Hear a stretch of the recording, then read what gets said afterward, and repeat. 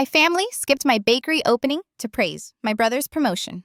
I was halfway through a soggy workday salad when my phone lit up with Mom's name. She rarely called during the day, so I swallowed fast, wiped vinaigrette off my lip, and answered. "Hey, sweetie," she said in that sing-song voice she used whenever she was nervous. "Just wanted to let you know, Madison and Jake are having a little get-together this Saturday. Nothing fancy, just casual, close friends." I frowned. Why tell me about a dinner I wasn't invited to? Still, I played along. "Sounds fun for them, right?" She rushed. "It's really nothing special. Just some people coming over for dinner and drinks. Very low-key." Her words sat wrong. Mom had never been good at hiding excitement, and her voice trembled like she was clutching a secret too tightly. I told myself not to overthink it. Families throw parties. Not everything needs to include me. Then, Friday evening, my cousin Emma called practically yelling. "Judith, please tell me you're joking about not going to Madison's engagement party tomorrow." My blood iced. "What engagement party? The one your whole family has been planning for months. Catered dinner photographer, custom decor. Jake's parents flew in. Everyone's driving hours. Don't mess with me." I sank into my couch, heartbeat hammering. Emma Mom told me it was just a casual dinner. Nothing special. Emma exhaled sharply. "Judith," I'm holding the invitation in my hand. "Elegant evening, gold foil lettering, RSVP cards, 60 people invited." She texted me a photo sparkling script, Madison and Jake's names gleaming. "Celebrate our engagement." Nothing casual about it. Hands trembling, I called Mom back. "I just found out about Madison's actual engagement party tomorrow." "Why did you lie?" There was a long, suffocating pause. "Oh, honey," Mom said finally, her voice too soft. "Like I said, it's just a small gathering. 60 people isn't small. There's catering, there's a photographer. Why wasn't I invited?" Another pause. Then the blade slipped in.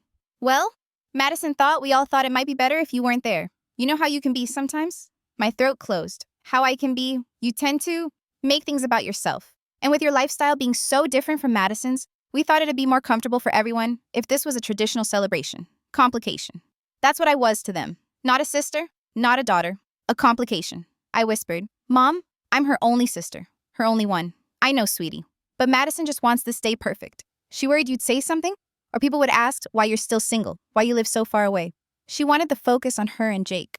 I felt the air leave me. Every sacrifice I'd made for them, the money for Dad's medical bills, the mortgage I helped cover every expensive flight home for holidays, none of it mattered. When it came time to celebrate, I was disposable. "I see," I said flatly. "Well, I hope Madison has her perfect day." And I hung up before my voice broke.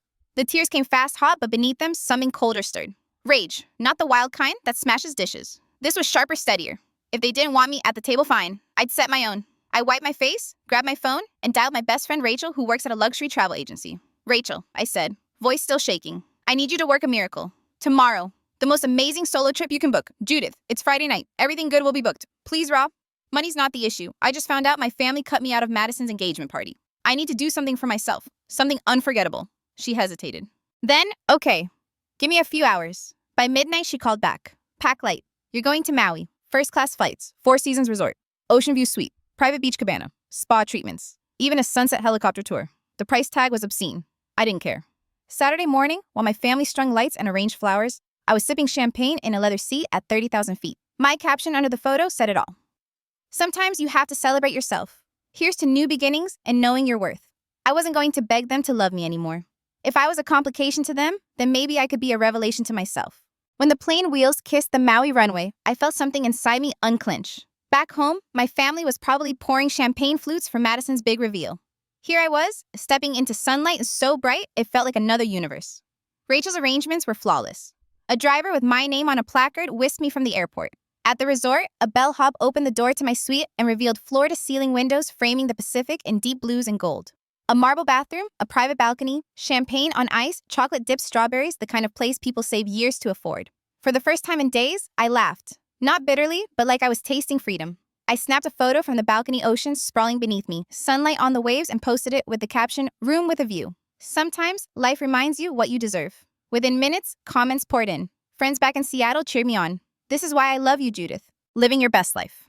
My boss commented, "Well earned. Enjoy every second." Even old college friends chimed in.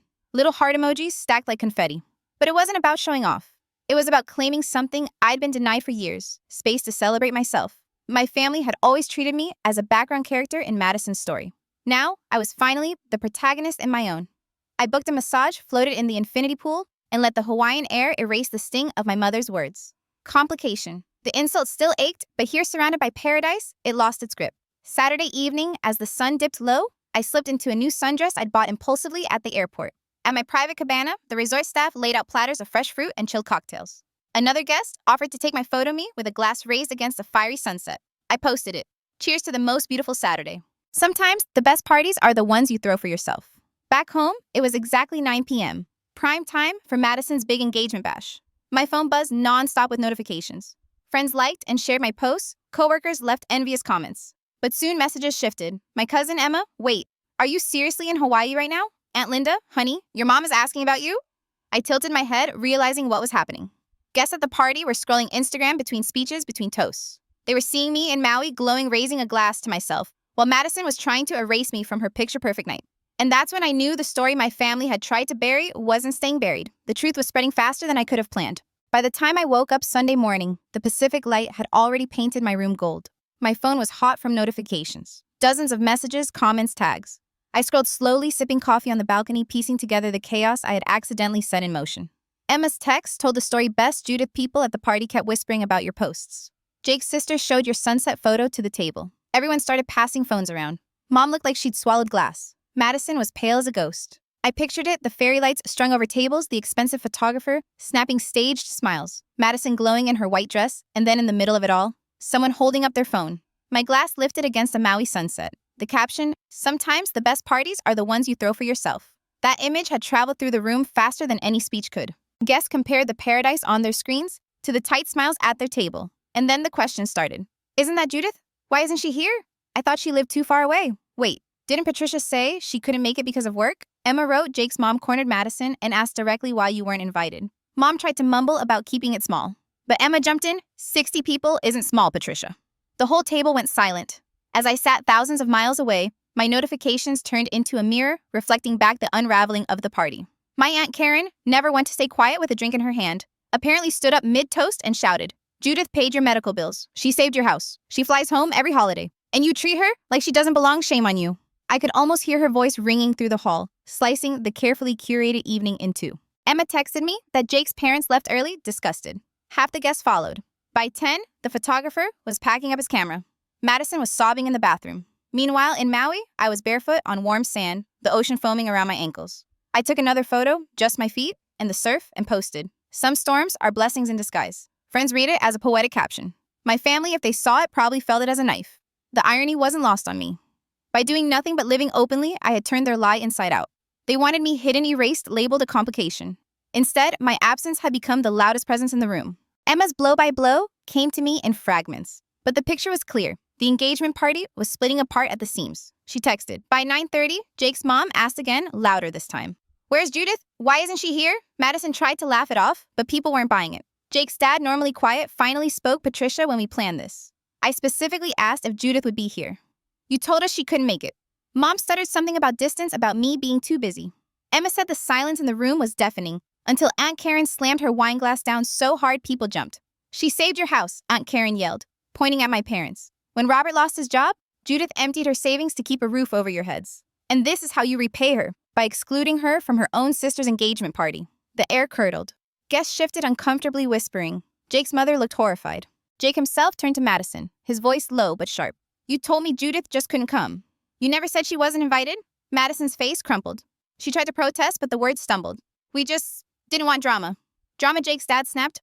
You lied to everyone here, Emma wrote. By 10 people were leaving. Half the chairs empty, photographer packing up early. Madison was crying in the bathroom. Jake's parents walked out visibly angry. The whole night collapsed. I imagined Madison's white dress streaked with mascara. Tears, mom trying to herd excuses, dad standing mute in shame. And all around them, the echo of guests gossiping. Why wasn't Judith here? As meanwhile, I was sitting under a palm tree with a pineapple drink, listening to waves. My caption under another photo said, when the truth comes out, it doesn't whisper. It roars. And I knew without lifting a finger, I had just toppled their perfect facade. The first call came at 10:15 p.m. Maui time. My screen lit up with Mom. I almost didn't answer, but curiosity got the better of me. Her voice was jagged, broken. Judith, honey, you need to come home right now. The party is ruined. Madison is devastated. Jake's parents left. Everyone's asking where you are and why you're posting pictures from Hawaii. I stared out at the ocean, the surf glowing silver under moonlight. Mom, I'm in Hawaii. I can't just come home. And why would I? You made sure I wasn't invited. She sniffled hard. Please, Madison needs her sister. She's upstairs crying, saying the whole engagement is ruined. A bitter laugh slipped out. The engagement is ruined because I wasn't there. That's rich. You lied to me, told me it was a casual dinner, then cut me out of my own sister's milestone. That's not my mess to clean. Before she could answer, I heard a muffled voice grab the phone. Madison, you're being so selfish, she screamed, her sobs cracking each word. You knew this was my engagement party, and you planned this trip just to ruin it.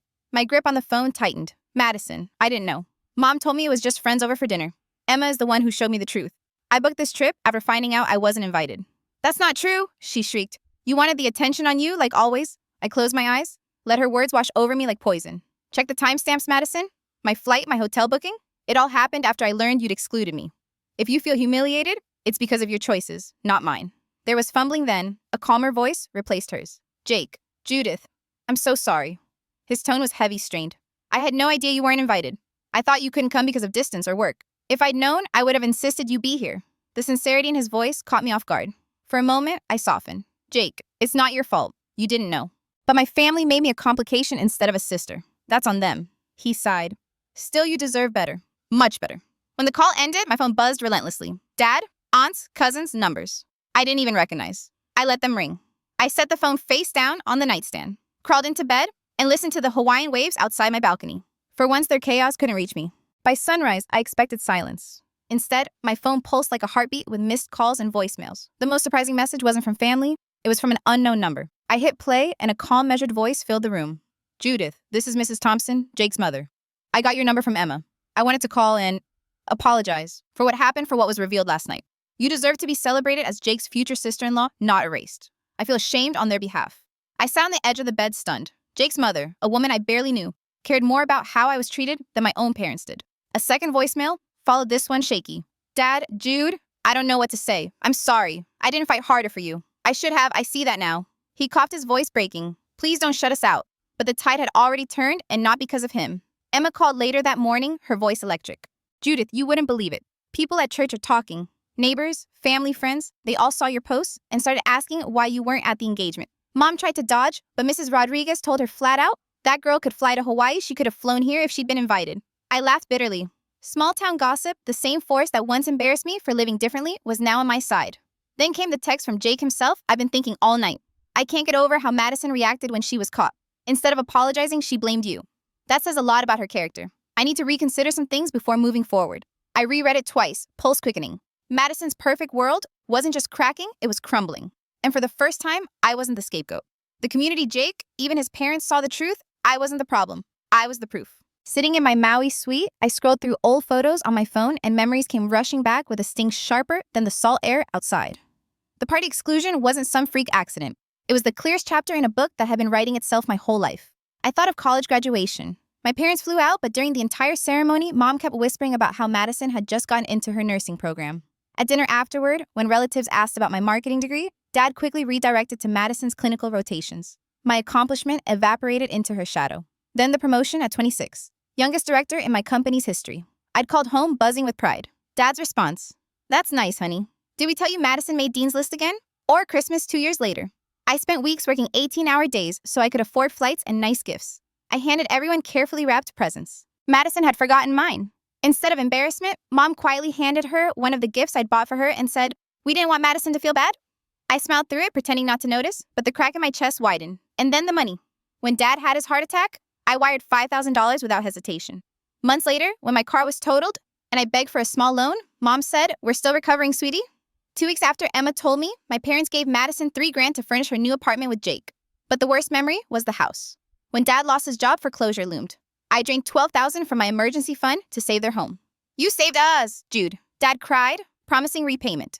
Months later, instead of paying me back, they spent thousands on Madison's graduation party balloons, catering, open bar. When I asked gently about the money, Mom snapped. Madison's graduation is once in a lifetime. My sacrifice, apparently, was just expected. I stared at the hotel ceiling, the truth burning clear. I wasn't forgotten. I was useful, the daughter to call when bills piled up, when a crisis needed fixing. But never the daughter to be celebrated.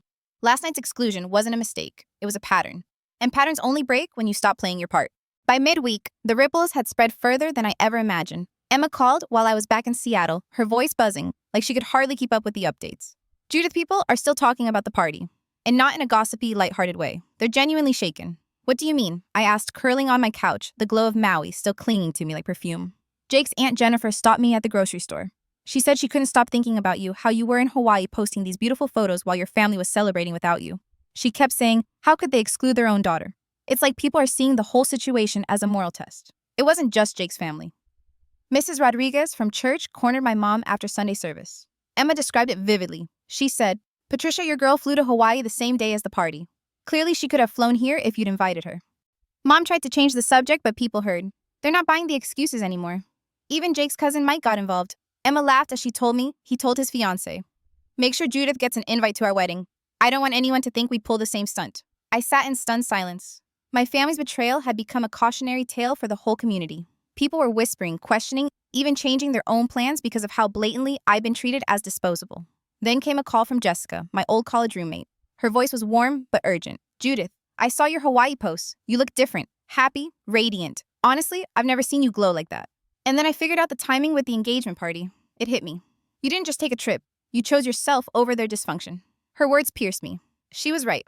For years, I've been chasing scraps of approval. That weekend, I finally stopped. "You inspired me," Jessica admitted. "I've been hiding my relationship because my parents disapprove, but seeing you celebrate yourself made me realize, why am I shrinking?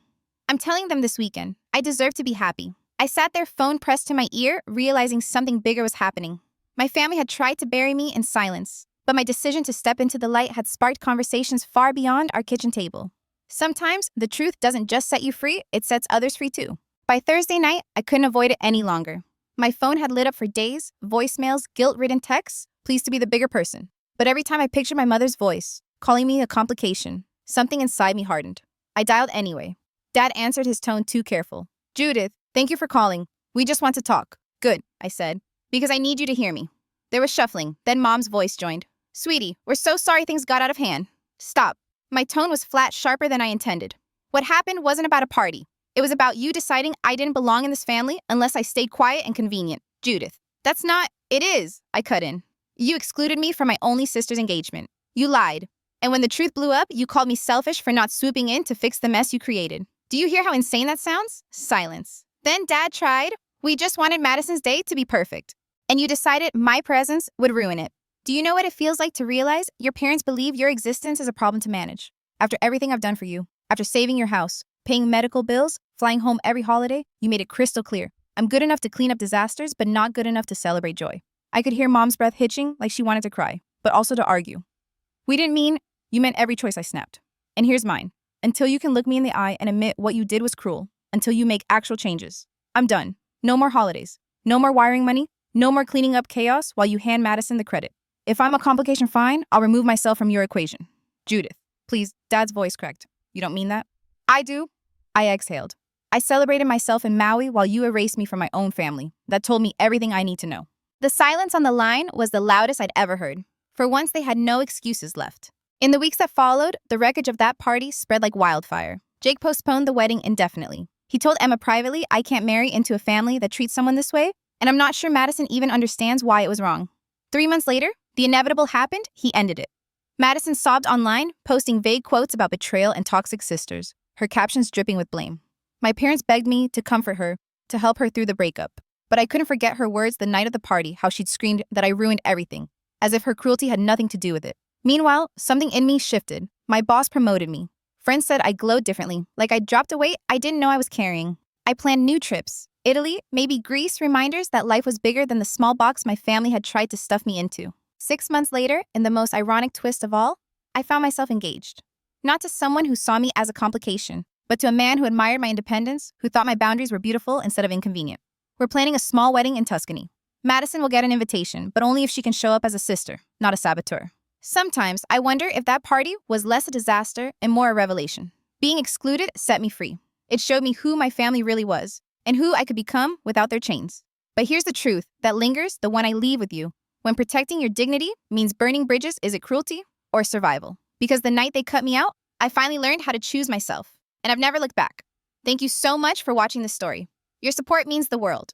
Please subscribe, and share your thoughts in the comments. Together, we'll keep giving a voice to the stories that prove resilience, courage, and self-belief always win in the end.